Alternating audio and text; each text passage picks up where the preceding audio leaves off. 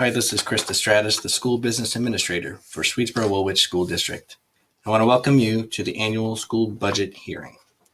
The budget is our plan for delivering the best educational program possible, and it helps us be accountable to each other and the community.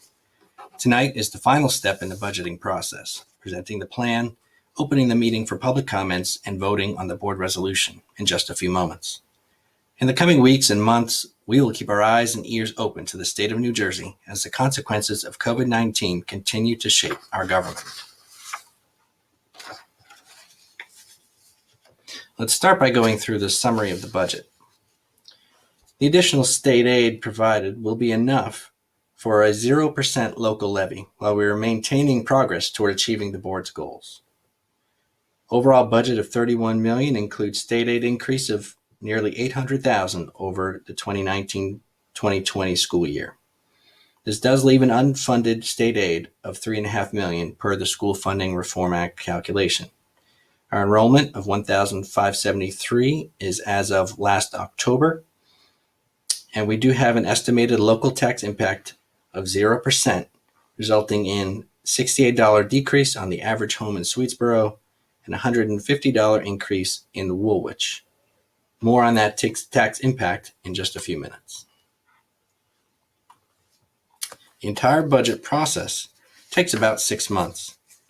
However, the state budget is usually finalized around July 1st, and the final state aid payment schedule is released soon after to confirm what we are basing today's budget on. New Jersey has extended their budget year into the summer months, but has not provided any guidance whether school budgets will be impacted at all by this.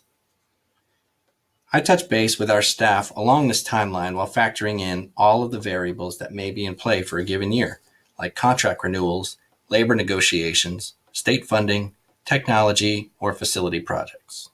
Demographics, tuition needs, and the list continues. Good and frequent communication is essential to success, and I thank our team of stakeholders for getting this done successfully. This slide is meant to illustrate some of the high-level numbers that lie behind the surface and inform the difficult decisions that have been made. For expenses, the salary line tells a lot of the story. We have contractual increases, of course. We also have increases to medical benefits, though they were very competitive this year at 4.5% in medical, 6.4% prescription, and 0% for dental. We anticipate some additional costs for tuition and related services based on the information we have right now. And in the appendix further through the presentation, you can find some historical numbers in those categories. Up next, we'll have Superintendent Dr. O'Neill share some information about the district programs impacted by the budget. Good evening. This is Dr. O'Neill, the Superintendent of the Swedesboro-Woolwich School District, continuing with this evening's budget presentation.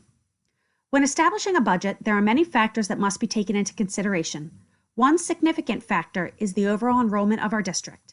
Since the year 2014 to 2015, there has been a steady and continual decline of our overall student population between grades kindergarten through 6th grade.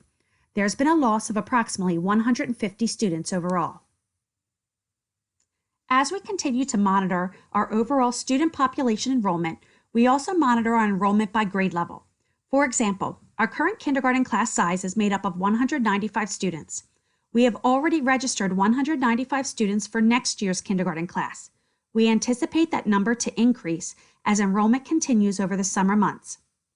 In contrast, our existing 6th grade class is made up of 268 students. Next year, our 6th grade class will be 197 students with a loss of 70 students overall. As a result, in this presented budget this evening, there is a reduction of 2 positions and an anticipation of 1 additional kindergarten classroom. However, that kindergarten classroom will have no budget impact as this will result in the reallocation of existing staff. In the budget that we are presenting this evening, we are able to maintain all of our existing curricular programming. In grades K-2, we're able to maintain our American Reading Company core program, EARLA in grades K-3, Foundations K-2, both of our science and social studies programs. In grade 6, we're able to maintain Big Ideas, our advanced math program, as well as our 6th grade pre-algebra program. We're able to maintain our technology and STEM initiatives and the additional writing instruction at the Harker School. We're also able to include a second-year application for the School of Character. As outlined in our 5-year curricular cycle, this year we are looking at the implementation of a new math program. We're going to begin in grades 3 to 5. In grade 3 to 5, we'll be adopting Into Math, and in grades 3 to 5, for our self-contained and pull-out resource room programs, we will be adopting Go Math. Next year, in 2021-22, we expect full implementation of a new math program in all grades K to 5. District professional development continues to be a focus. In this budget, we're able to maintain and continue our coaching of our staff in the areas of reading, math, and writer's workshop. We're also able to maintain our staff equity training. We began staff equity training this year and established a district equity team, as well as the development of a strategic equity plan. Next year, we'll be integrating building level equity teams and continue with a full staff rollout training component. We're also able to maintain our new teacher orientation program and maintain our new teacher mentoring program. One very exciting highlight in our school district budget is the introduction of a behavioral classroom in grades 3 to 6. Over the past several years, it has become evident that we need to provide specialized programming for some of our students in order to maintain their education in our current district. This program will also accompany a 12-month mental health clinician who will be able to support our students over the summer months as well. Our Wilson programming will continue 5 days a week per a 6-day cycle for both Hill and Harker schools. Each building has several highlights to their budget as well. At the Clifford School, they will continue moving forward with their goal of having 10 iPads per classroom by the end of the 2021 school year. 2 to 3 classrooms will benefit from the introduction of a Promethean panel. They will continue to focus on providing materials for higher leveled readers and the installation of document cameras in each classroom.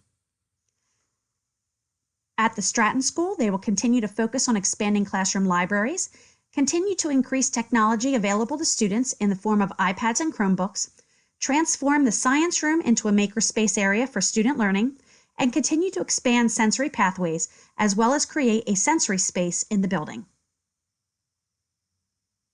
The Harker budget includes a dedicated ACES staff member per grade level, 1 ACES staff member for 3rd, 1 for 4th, and 1 for 5th grade.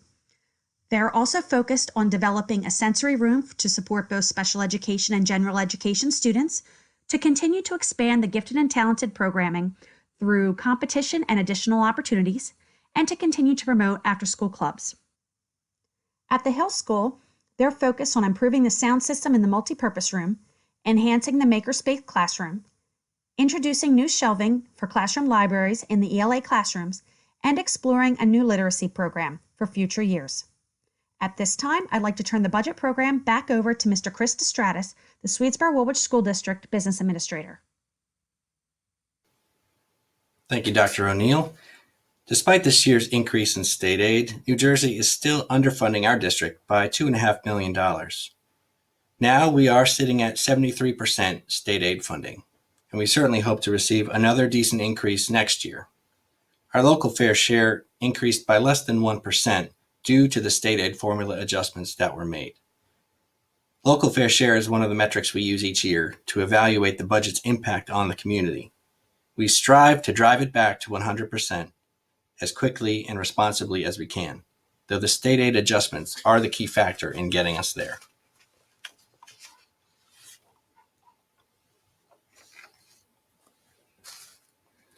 The additional state aid of $800,000 was enough to provide a 0% local levy while maintaining our progress toward achieving the board's goals. This final slide shows the detailed breakdown of estimated local tax rates. To the far right, we have the change from 2019-20 to 2020-21. We had a large one-year reduction for debt service this year, and we must now experience the reversal of that action in the debt tax levy for the bond payments due on our buildings.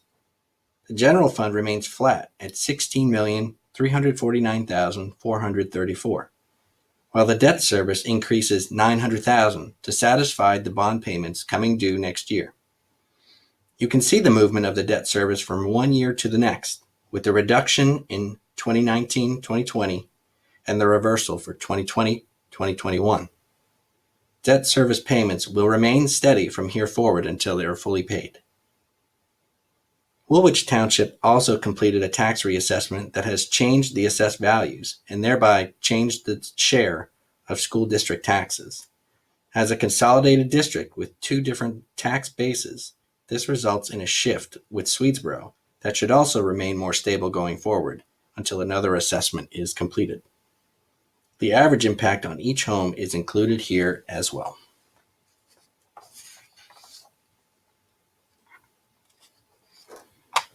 There are several more slides available in the appendix that follows, but that does conclude our presentation of the 2020-2021 school budget.